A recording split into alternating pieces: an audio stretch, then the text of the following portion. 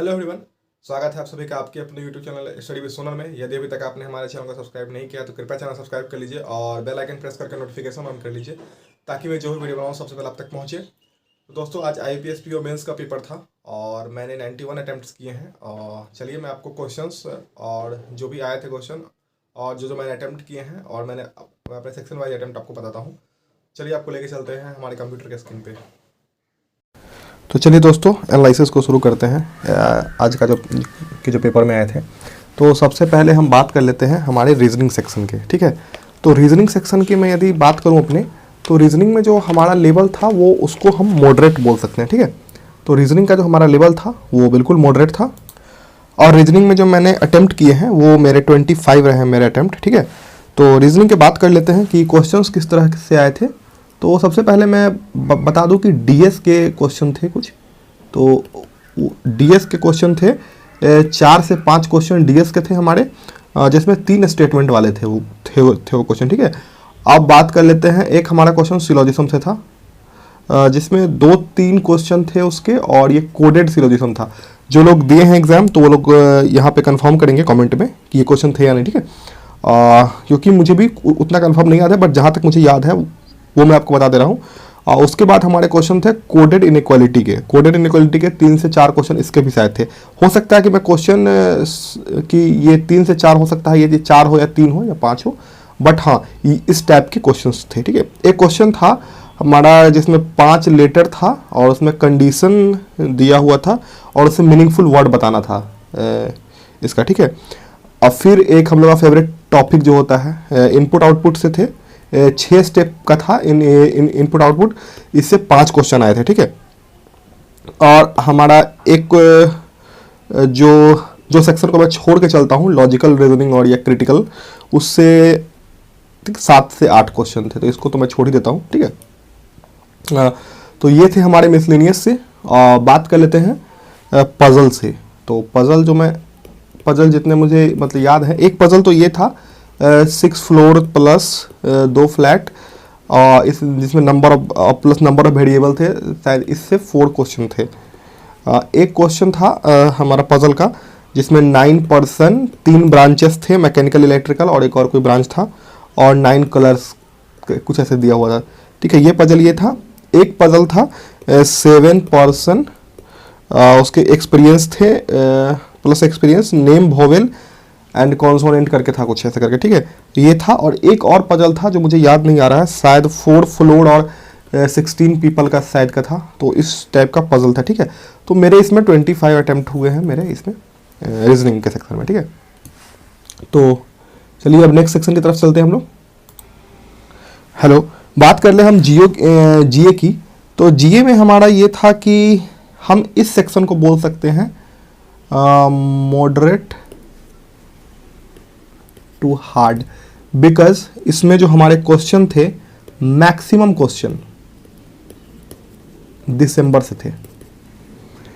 मतलब इसने तो हद ही मचा दी थी कि सारे क्वेश्चन लेके दिसंबर से ही पूछ दिए थे, जिसमें हम बता दें स्टैटिक का एक भी क्वेश्चन नहीं था। जहाँ तक मैंने देखा स्टैटिक का कोई क्वेश्चन नहीं था। करंट अफेयर से थे क्वेश्चन ज़्यादा, और बैंकिंग अवेयरनेस से क्वेश्चन थे। आई थिंक 14 to 15 क्वेश्चन या इससे भी ज़्यादा होंगे बैंकिंग अवेयरनेस से क्वेश्चन, ठीक है। तो जीए का जो मेरा अटैम्प्ट था रहा है वो 19 अटैम्प्ट मेरा रहा है जीए का। तो जीए में मैंने 19 अटैम्प्ट किए हैं इस बार, ठीक है। तो नेक्स्ट सेक्शन पे चल। नेक्स्ट सेक्शन हमारा इंग्लिश था, जिसको हम बोल सकते हैं इंग्लिश का सेक्शन थोड़ा सा मुझे इजी लगा और सबकी तुलना में, जिसमें मैंने अटैम्प्ट भी अच्छे कर दिए हैं। 28 अटैम्प्ट मैंने इंग्लिश में किया है। जो मैं आप सब लोग को बोलता रहता हूँ रीडिंग करिए, रीडिंग का इतना बेनिफिट है, जो आज का जिन लोगों ने दिया होगा पेपर वो बता सकते हैं। 3 आरसी आया हुआ था दोस्तों। पहला आरसी 6 क्वेश्चन का था, एक और आरसी था जो 5 क्वेश्चन का था, एक और आरसी था जो 3 से 4 या 5 क्वेश्चन का था, वो भी, ठीक है। 3 आरसी आए हुए थे। एक क्वेश्चन थे हमारे जो वर्ड रीअरेंजमेंट का था, और उससे जिसमें दिया हुआ था शायद, और उसका मीनिंगफुल सेंटेंस बताना था। उससे 3 से 4 क्वेश्चन थे। ये भी बहुत इजी था, मतलब जो था उसका दिया हुआ था और उसका मीनिंगफुल बताना था, मतलब ये भी मुझे इजी लगा। एक था बोल्ड वाला जिसमें सेंटेंस का पार्ट होता है और 6 से जो आंसर करना होता है उससे 5 से 6 क्वेश्चन थे, ये भी इजी थे। एरर डिटेक्शन के हमारे एरर के ग्रामेटिकल एरर के 2 से 3 क्वेश्चन थे जिसको मैंने छोड़ दिया है। तो ये था हमारा इंग्लिश का सेक्शन जहाँ तक मैंने अटेम्प्ट किया, ठीक है। तो इसमें मेरे 28 अटेम्प्ट थे। और अब बात कर लेते हैं हम लोग सेक्शन क्वांट की। तो क्वांट को मैं इसको मॉडरेट लेवल में रखूँगा, मॉडरेट थे इसके। मैंने 19 अटेम्प्ट से किए हैं। कुछ क्वेश्चंस मुझे नहीं वहाँ पे समझ में आ रहे थे। एक वहाँ पे DI था जो मैंने सॉल्व किया है। यहाँ पे मैंने सारे क्वेश्चन नहीं देख पाया हूँ सही से, बट मैंने इसमें एक DI जो मैं सॉल्व किया हूँ वो बॉयज़ एंड गर्ल्स के रेशियो का था। ये पाई चार्ट था और इससे 3 क्वेश्चन थे शायद। और फिर बात कर लेते हैं हम एक हमारा कैसलेट DI था, DI था जो टेबल बेस्ड था, थोड़ा सा कैलकुलेटिव था। ये DI तो कैलकुलेटिव था बट बन जा रहा था। 3 क्वेश्चन इससे भी थे। और DS से 2 क्वेश्चन थे हमारे, DS से 2 क्वेश्चन थे जो थोड़े मॉडरेट लेवल के थे बट ये भी बन रहे थे। और अब बात कर लेते हैं नंबर सीरीज से हमारा 3 क्वेश्चन था। नंबर सीरीज से 3 क्वेश्चन था जिसमें मिसिंग एंड रॉन्ग नंबर थे, मिसिंग प्लस रॉन्ग नंबर वाले क्वेश्चन थे इसमें। तो ये नंबर सीरीज का था क्वेश्चन। और अरिथमेटिक की बात कर लें तो अरिथमेटिक भी सही था, वो भी सॉल्व करने वाला था।